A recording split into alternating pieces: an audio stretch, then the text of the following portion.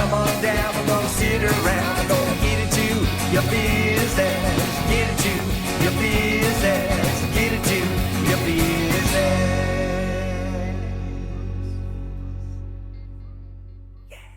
Welcome to the Small Business Miracles Podcast. I'm Jeff Randolph. This small business podcast is brought to you by EAG Advertising and Marketing. We're going to talk about marketing. We're also here to celebrate entrepreneurs. We have marketing news and advice that business owners can use to keep moving forward. This week, we sit down with Dan Stalp. He's president of Sandler Training, Overland Park in Kansas City.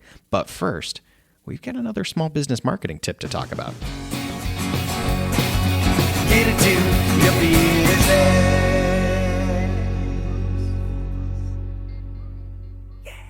We're back for another marketing tip, and this time it's not just me talking and talking and talking. I'm going to talk to Angela Ridpath, who is the VP of Client Services at EAG Advertising Marketing. Angela, thanks for being with us. Hi, Jeff. Thank you. One more time, back again, and we're talking about email again, and this time it's email deliverability very specifically. So I'm a business owner. I'm sending out emails. How do I really know that email is making it into somebody's inbox and not somebody's spam or junk or any of the other billion folders it could go into that it means it's not going to be read by the person I'm trying to send it to? There's a lot that goes into email delivery. Sure. Yeah, email deliverability is really important, especially now with there's so many people sending emails, and then there are this email spammers, and there's cybersecurity issues, and people are really trying to make sure that when they open an email, it is a legit email from a legit sender. So focusing on a few simple but important steps can really make a big difference in making sure that your emails actually reach your customers' inboxes. The first thing that I would recommend for any emailer is to make sure that you clean your email list. Ah, yes. That's an important tip, isn't it? Yes. Let's talk about that. Yes. So cleaning your email list, or we call it data hygiene, it's really making sure to regularly remove email addresses that are no longer active or valid from your contact list. And it really helps show email providers that you're only sending to people who actually want to receive your messages. Got it. And is there any other thing I should be doing to make sure I'm hitting the inbox? Yes. Authenticating your emails. So there's a few simple technical steps that you can take to prove that your emails are coming from a legitimate source. And that also makes it look less likely that they'll be flagged as spam. And the beauty of this is that most email platforms make it really easy to authenticate now. It's so much easier. It doesn't really require somebody that understands how to get into the back end of your website and put something in a DNS record. Anyone can really authenticate these emails. And it's really important that we go through that step and to make sure that they are authenticated before you send out any emails. Yeah, even saying the word, is that in your DNS record, is that can strike fear into the hearts of business owners and marketing people, seasoned marketing people who don't have a strong IT background. Yes. People know you shouldn't mess with that if you don't know what you're doing, but now much easier. Yes. One other thing that I really try to emphasize with people is to send emails consistently and try to really send them about the same rate and all at the same time, because big spikes in email volume can make providers suspicious. So those drip campaigns and those nurture campaigns are really, really designed to make sure that not only you're communicating in front of an audience on a regular basis, but also that you're a consistent emailer and you're not going out with a huge spam email message once or twice a year. Got it. Those are great deliverability tips. If you want to make sure your messages are getting to the intended recipient, just a few little things that we could be tweaking and working on to make sure that your campaigns go through. Angela Ridpath, thanks so much for being with us. Thank you. Get into your business.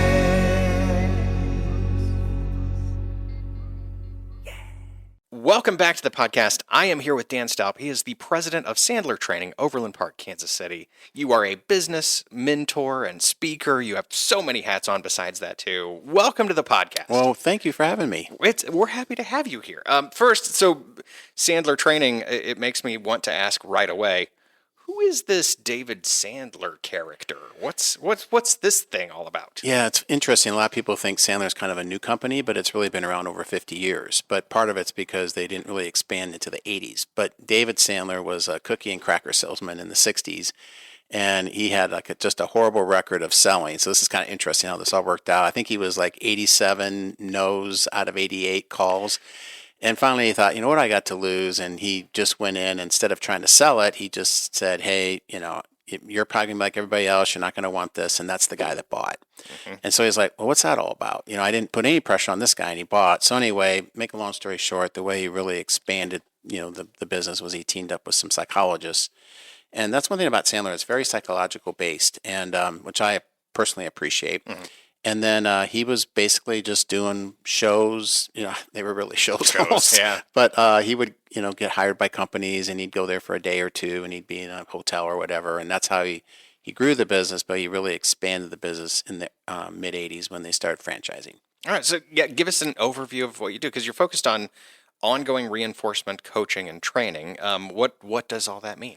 Yeah. So really what's different about Sandler is people work with us for years instead of a couple hours or 2 days. And not that we don't have people do that, but our primarily business is where people master the system as opposed to just being informed or learning stuff, and then it just fades. So the franchise that I have personally, it's the Kansas City Metro and the state of Kansas. So that's where I'm supposed to be working, which I primarily do. So I work with companies based here. And then, but like I said, they have classes up to 2 a week, hour and 15 minutes that they have open access to. They get unlimited coaching.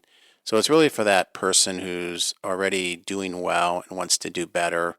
Not that we don't work with brand new salespeople, but the ROI is just greater with people that already have momentum. Yeah, I was going to ask that, to paint a picture of where a business owner starts with that. Do they say, man, I really need Gary to sell a whole lot more than Gary is selling? Or is it looking at their entire team? Or is it just, hey, I want to train all my new hires. I want them to understand the system as soon as they come in. Yeah, the way they come to us really isn't the best way, but they come to us. We can talk about both. We can say, here's what really happens, but here's what I'd like to happen. Yeah, so it's rare that this happens, but this is the best way, is when somebody's already doing well and they go, hey, let's throw some, WD-40 on this and see if we can get it to go a little easier.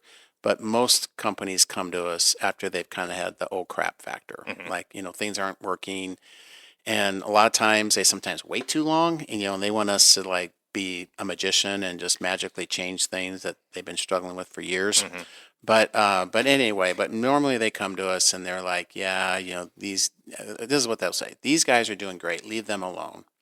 These guys are doing okay. And then these guys, they really need some help. And that's completely backwards how we want to work with people.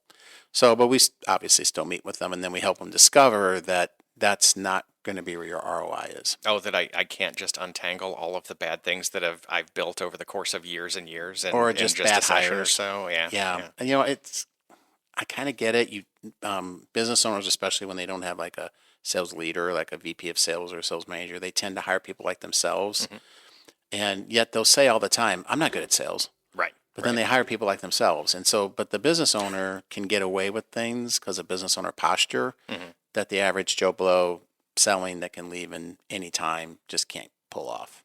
Yeah. And I know a lot of business owners keep tabs on their sales teams by looking at that final number. They're saying, hey, and I assume in your previous example, they're judging these guys don't need help because their final numbers are okay. Yeah. What should we be looking at besides just those closed sales if we're running a business? Outcomes are important, right? I mean, they're in sales. Ultimately, that has to happen. Yeah. But so so we do want to look at that. And we want to, it's amazing how many times I talk to people and they don't even have sales goals for their people. It's shocking. And, but you got to have a North Star of sorts, right? So what's the North Star for each person? That usually is the goal. But what they tend not to track are the key performance indicators that lead to that. And particularly if somebody has a longer selling cycle, and I'll just define that as 6 months or more. Sure. You can be having really good things happening and you don't know it, or you could have not so good things happening, you don't know it because your sales cycle is so low. And so what we recommend they track are the key performance indicators of attempts to reach a prospect, whether they actually talk to them or they respond. It's pretty simple stuff. Whether they actually meet with them, how often they meet with them, sales or quotes and then sales and average sale. And most people only do the sales and average sale. And the reason they don't do that is because they think they're micromanaging them or they're trying to control them. And that's just not true. It's about helping them. So if people are more, if you can look at two dashboards for two different people and one's doing better, you can really identify how they're doing better as opposed to just looking at the outcomes. Right. And if we do a full disclosure moment, I've gone through a training. I got to hang out with you for a couple of days. You're a superstar. Oh, I don't know about that. Let's not get crazy here. But one I'm of going to test you in a minute. Oh God. It's a repeatable process. It's one of the things I was going to say that I really enjoyed about that the entire system though is that it is a repeatable process. There is something that you can, there's structure to it, and then there's back planning that can be done. What is that ultimate sales goal I have, and what are the steps that need to happen along the way to get there? What should I be doing daily? What should I be doing weekly? What should I be doing monthly? And I like that.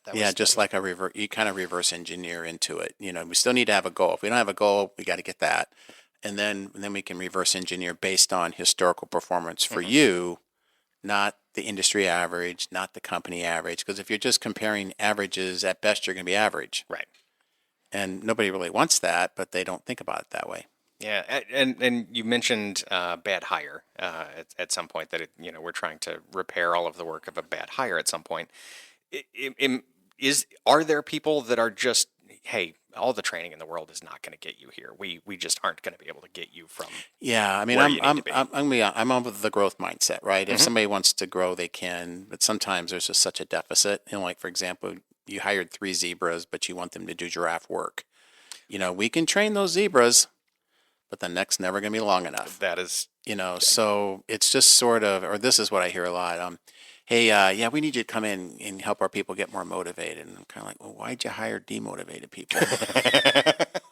I mean, help me out here. So, but to your point, can I motivate someone who's not very motivated? Can we help with that? Mm-hmm. Sure, if they're open to it. But if someone's already motivated, it's just so much easier. Yeah, assessments come into play at this point, right? Where and you do several assessments to try to help business owners figure out who their right players ought to be. Mm-hmm. And tell me just a little bit about the assessments that you're doing though to try to match up. It is motivation. It's personality style. It's all of those things. Yeah. So there's certain competencies, and so we do 2 assessments. One is more for in the training where they know how they roll, and then they're able to pick up on how the person across from them rolls, and then they can modify their behavior to connect. That's we use a disc for that, and it's very, very helpful for that. And there's some things in there too. There's some sales behaviors that help. We typically don't use that as a pre-selection tool because you have to make a lot of assumptions. And so the other assessment that we use is called Harvard. And so one of the competencies, and you already mentioned it, is ambition and drive. So how do you pull that out of a disc? Mm-hmm. You can't. So that because you can't say, well, only D's are ambitious. Right. No, most of them are just loud and noisy and lazy. So you can't just do that. So an ambition and drive can transcend personalities, but there's not a personality that's ambitious. Or another one that's hard to figure out in the pre-selection process is accepting responsibility. Because in sales, a lot of it is out of our control, but if we're not even controlling the controllables, it becomes messy in a hurry.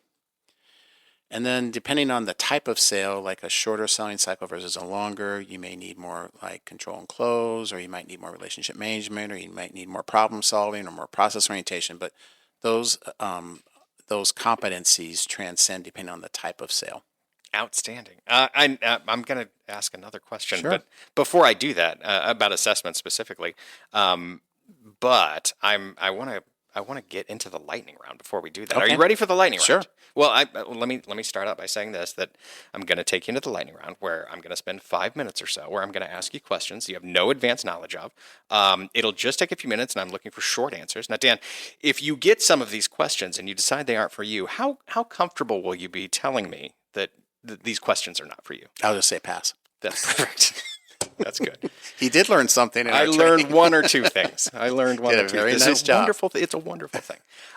Let's talk about the assessments. Are you seeing issues where business owners could solve a lot of their problems if they only spent time, looking at some of these assessments beforehand? If they just went that direction first. Yeah, we would recommend in general to do that. Is it bulletproof? No. And I always say these assessments are guides and not gospel, because you got people taking them and people don't always, they get interrupted, they are tired, they, hopefully they run out drinking, but I know it's happened. Maybe Shocker. that happens. But so it's just sort of like an x-ray of sorts. And then what's nice about that is then they can poke around with questions that are in the assessment to be consistent. And then they can just say, and it even says, this is what you're looking for. Is that what you're hearing? So it just helps them, because most people, they might only hire for a small, medium-sized company, 1 or 2 people every year or two. Right. So it's not like they're super skilled at this. And so if they can have a guide to help them just be more consistent, but also be more objective. So that's what we would recommend. But having said all that, we always say the assessment is only about 20% of the hiring decision, not 80 or 100, because there's just so many other things like we do have a culture piece on there, which helps, because you can have the right person but the wrong culture. Sure. But it can be like if they have a block of business, or it could be that maybe they were a business owner before, so they have a different posture. It could be that they just have tremendous industry knowledge, and you got to take all that into consideration. So this is just a piece of the puzzle. Yeah. Let's talk about the business for a second, because you've been doing this for, I don't know, a minute or so, Yep. right? How long have you been? It would be 19 years in September. 19 years. All right. So what is something that you what advice would you give to the first year the first year you were in business, as you're looking back on it? What is something that you did then that you would counsel yourself against these days? Counsel myself again. So what was interesting, so I've started 2 businesses. So this one, I was a lot smarter than the first one. That hopefully that So, continues so all the time. what I was thinking about some of the smart things I did in the second time that I didn't do in the first time. Oh, yeah, Can I yeah, go yeah. there? Oh, please. Okay. Yeah, let's do that. Because that's on the top of my head. So one of the things, so the first business, I was 29, and it took me 5 years to make what I was making when I left my sales job. And that's too long. So one of the things I did the second time, now of course I had some experiences, I gave my wife permission that she could pull the plug. We negotiated 18 months. Oh, okay. Okay. And plus I was making more money And the second time. and now you're on the clock. Like, Yeah. the timer has started. And it's so interesting. Guess what? It was 18 months. And then I go, damn it, I should have done a year. Been less pain and suffering. But so my point there is you gotta have like I mean, if it's just you can still do it with your upfront contract with yourself, that if I'm not making it, I'm pulling the plug. So just that you're doing it before, because I run into people all the time and they're 7 years, 10 years, and they really haven't been profitable, and they keep thinking next year they're going to be. Well, they've never put a limit on it. Which puts boundaries and definition that you hold yourself accountable for, or in your case, you have a partner hold you accountable. Yeah, for that. I mean, we had 4 kids, and she wasn't working at the time, and it's like, this is crazy. Yeah. So I mean, and I agreed. By the way, if this didn't work out, I had to go get a real job. So, but it did.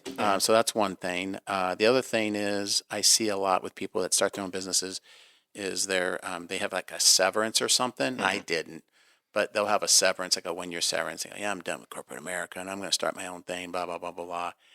And they really don't start working until the severance is gone. Oh, yeah. And Where then it would be so much nicer if they had that as a cushion. Yeah, and then it's like, oh, crap. Well, see, they have it as a cushion, but they're not they're working like it's a cushion. So what I would recommend is that you just really keep that somewhere that you can't get at it very easily. Yeah. What is the best thing about being an entrepreneur? Well, for me, I'm very self-directed. So basically, I'm unemployable. I have worked myself into an entrepreneur job where there is no way I can work for anyone else ever again. I have to fire myself, which I've thought about a couple times. But no, I mean, and that's one of the things that comes out in the assessment is how self-directed you are. And a lot of times when people are hiring salespeople, depending on their culture, if they're really self-directed, it's not going to work. Yeah. I call that the entrepreneurial mindset. Mm-hmm. It's not that they're not coachable, but they just don't really need to be told what to do, and they don't want to be told what to do. Yeah. I mean, they'll accept it. So that's one thing I think that's important, that you just really want and need autonomy, freedom, but that comes at a cost. Right. So you still got to do the work, because it doesn't just magically happen. Exactly. I'll follow that up with the hardest thing about being an entrepreneur. Gosh. I know you've got it. I mean, you've got 19 years of track record here. You've probably forgotten all the hard things that have ever happened to you. What could be hard would be if I'm pretty social, and I'm pretty quick to ask for help. But what would be hard is if you weren't social and you didn't have like a tribe of sorts. It doesn't have to be somebody that works for me. It can just be like if I have a really tough accounting issue, I know where to go. If I have a marketing issue, I know where to go. If I have these people that I know that I don't have to come up with that myself. But if I was not really social and connected, I'd feel like I'd have to do it all myself. And then that's when I think it gets really tricky, because you can't be all things to all people. Right. Is there a part of the business that you wish you knew more about? Like, that's my weak spot. Well, we are. I've always been pretty good with technology, but we're really moving that direction. And I'm not gonna lie, I'm kind of pushing back a little bit. It's that distance learning thing, man. Yeah, it's just it's after COVID, but even like we have more online types of things, and I was a computer programmer for like 4 years right after I got out of college, so I always kind of had a little bit higher threshold for that. But right now, I'd say I'm just even with every other 60-year-old. That's you're doing all right. You're doing. I mean, I all might right. have a little bit more of a knack, but it's just like, oh God, no, please. But yeah, I don't know. It just blows my mind who puts these things together, because there's so many steps to everything. Absolutely. Yeah. Like, do these people actually like use this, or do they just come? I mean, it's just there's so many steps. And feature rich, and you don't know which feature it is that just messed up and caused everything to go badly. Yeah. Yeah, and I don't know. It's not super intuitive to me. I get it. In a recent news magazine article, you talked about developing leaders, and one of the takeaways was that getting good peer-to-peer leadership at the top of the organization, the business owner, is good. We're seeing a lot of that kind of training and development, but not that next level. That the people just under that top level. What should a business owner do to make sure that there's good quality leadership coming up next? Yeah, so depending on the size of the company, in all fairness, the leaders of these companies never got it either. So that's why it doesn't occur to them that they should give it to these folks. I'm not giving them a pass, but like I had to do it myself. I mean, I hear that all the time. But I'm like, if they were as good as you, they wouldn't be working for you. That's fair. If they can just do all this, why not just do it themselves? That's a winning argument. And that's probably a little harsh, but so it's those emerging leaders, second in commands. In our world, it's VPs of sales. It's sales managers. They just kind of fall into a vacuum. And so there are companies, we happen to be one of them, that has programs for those people. But I'm telling you, we bundle it into our program. If we didn't, I would say most people wouldn't pay for it. Because they don't see the value in it right away. Because of that, I did it with my own skill or bootstraps, or I had to learn. I stayed up late figuring it out myself, or something like that. And if they were motivated, they'd do the same. And I just need to keep beating them harder. Yeah, and then of course the salespeople have those outcomes that everybody sees. So that you got to spend money on that. But then there's this person who's leading them, and that person is everybody says, I bet you like it when there's not a VP of sales and a sales manager. I say, au contraire. No, I love it when they have, of course, if they're antagonistic towards me, I don't like it. Well, sure. But if they're like, ooh, this is good stuff, we make a way better team. Because they're, I mean, even in, they don't see them as much as they used to, but they talk to them way more than I'm going to and see them. And so they can reinforce, kind of like a parent reinforces what happens at school. It's that type of thing. Interesting. I checked out your LinkedIn profile. Of course, literally everyone. But one of your top voices, the popular people that you follow, is Tony Robbins, another well-known sales leader. Are you following him for competitive purposes, or is there enough room in your world to have all of those uses? Yeah. He does a tremendous job on the attitude piece. Yeah, and we work on attitudes as well, but we work on behaviors and techniques. And so, but I would say if you've hired a coach or a trainer that doesn't have a coach or a trainer, that's a red flag. Oh, where does the therapist get therapy? Like that kind of a thing? Yeah, there's a lot of that going on right now because anybody can hang a shingle. Mm-hmm. But if you're, you can't get what you don't have. So, and so part of how I get better is not only, like the stuff I get through our company, but the stuff I don't get through our company. Mm-hmm. Because that I am able to transfer and leverage that to, I've got about 130 people that are getting training from me on a regular basis, so that I'm able to transfer and leverage that. Just adding more value Right. everywhere you go. Yeah. Was there a piece of advice that you got for either business or life that you're like, I'm taking this to heart. This is going to help me move forward. Something that you lean back on and go, I like they always said. Yeah, I see where you're going. For me, it's really there's two things. One is it's really important for me to be a product of my own product. Oh yeah. So, for example, even though it's always kind of a little awkward, it's a compliment even if they don't mean it to be one. Mm-hmm. Where they'll get in the program and they'll be in it a while and they'll go, oh, you did that. You did that to me. I wonder what that was about, and I'm not trying to hurt them, I'm trying to help Right, them. And they're right. like, and at first, people say, should I use Sandler with other Sandler people? I go, yeah, and hell yeah. I mean, you're doing it to help them. Right. It's not a trick. It's not a trick, but all of a sudden it's kind of like, I'm eating my own dog food, so that's really important. But then the other thing that's been super important to me, and this gets back to those key performance indicators, is the little, don't sweat the small stuff, like worry about things, but the little behaviors do add up. Oh, yeah. The ones you do and don't do. So there's a couple of books that really exemplify this. One is Darren Hardy has a book called The Compound Effect. Mhm.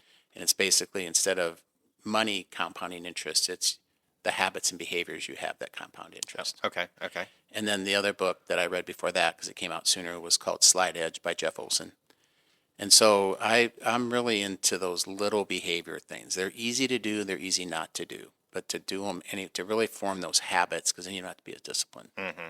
So you do that behavior for X number of days, it becomes a habit, then it becomes a lifestyle. And I'm glad you brought up the days, Yeah. because a lot of people think, 21 days because that's what they heard, and Yeah. it's way longer than that.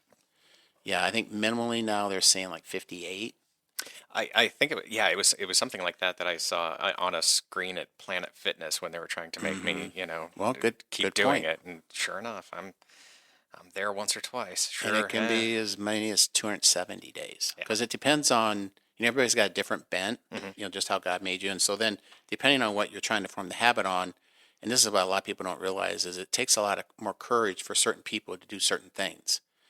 And if we don't recognize that because of their bent, Right. And that doesn't give them a pass, but if we don't recognize that this takes a lot more courage, then, you're basically wounding them.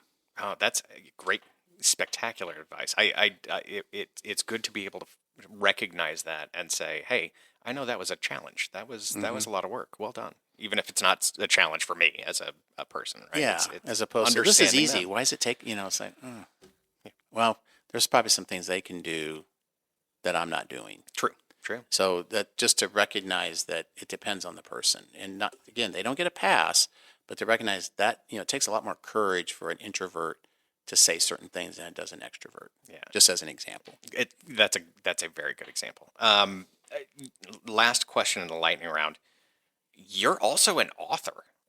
Tell us about the reunion series of books. What was? Yeah, how'd that happen? It seems like that's not a sales thing in any way. Yeah, it kind of is though. Or so, is it a metaphor like Tuesdays yeah, with Maury? I'll give you the Reader's Digest version. So, some people don't know what Reader's Digest is. That's I got to come up with a new one. Oh yeah. But anyway, so the other day I said something about it needs a little TLC, and there was a 25-year-old goes, "What's that mean?" So I'm like, I got to start defining these things. Don't go chasing waterfalls. That's what it means. Don't go chasing waterfalls. So, okay, so in 2001, there was a guy named, I just forgot his name. He wrote Halftime, Bob Buford. And he was in town, and I went to this luncheon, and I go, this is solid. Like, it's basically talking about when you get in your late 30s, mid 40s, you've had these careers, life experiences, and all of a sudden it just kind of melds into what you really were meant to do, but you didn't know it. And all those like jobs that you're only there for a year, or you were at this really tough industry and you go, what the heck's this all about? All of a sudden it just kind of all forms into the role you're in. So I knew I was going to have another role, but it hadn't manifested itself. So then 4 years later it did, and I'm at Sandler. I mean, as soon as I go, this is my halftime. I've been waiting for this. So anyway, so then what I did was I wrote a parable. It's about 4 classmates that go back to their 20-year class reunion. So 38 when the book starts, they're 48 when the book ends. Because that's when that stuff tends to happen. Mm-hmm. And so anyway, so then you get it. Like there are even formulas in the halftime book, which I can't do. But you learn through 2 characters pursued their halftime, and they took a chance and they did what they were meant to do, and 2 just tried to get more of what they already had. But even when my co-author is Jim Mathis, and when he and I were talking about this, we just had this vision that were going to be 3 books. It was going to be the trilogy. So it took us 10 years. But first book's the reunion. Second book's another reunion. And the last book is the last reunion. And the last book is really the legacy book, where the choices that these people made or didn't make with their families and careers, the adult children rise up through the last book. I think it's frankly the best one. Well, you don't have to read the other 2, but it's, I don't know. I need to see all the character development to get to that last book and understand it. So did that satisfy a writing need that you had, or is that just then the other part of that, no, I don't like to write. Then being an author is an appropriate thing. Yes, so it's interesting. I discovered that you can be good at something and not like it. Yeah. Because I'm good at writing, I'm fast, but I don't enjoy it. Interesting. Yeah, that's the first thing I can really say I don't enjoy that I'm good at. But what was happening was the first year or 2, if you really ask the average salesperson if they ever thought they'd be a salesperson, 85 to 90% say no and hell no. I have an MBA, I'm a computer programmer, I was a maintenance person, I was a CPA, and all of a sudden they're in this role, right? So that's the other thing that I thought that would be helpful, is just to have a book to say you're not crazy. I can't end the lightning round on anything better than that. That's outstanding story. You've survived the lightning round. I hope that gives you I didn't know we did it. That was it. There's nothing to it. It was supposed to be short answers. Short answers. That was not short. Nobody cares about short answers here. Usually I'm pretty succinct, but you got me going on that one. That's the whole point. The whole point. Understand you better. Tell people where they can find you. Where do they get more information? How do they turn their entire sales culture around? All of those things. Where do they go? So I'm the only Dan Stalp on LinkedIn, so that's one easy way, just STALP. But you can call me at 913-451-1760, or you can email me at dstalp, just first initial D for Dan, STALP, @sandler.com. All right. Dan Stalp, president of Sandler Training, Overland Park in Kansas City. Thanks for being with us today. You bet. I enjoyed it. Get into your business.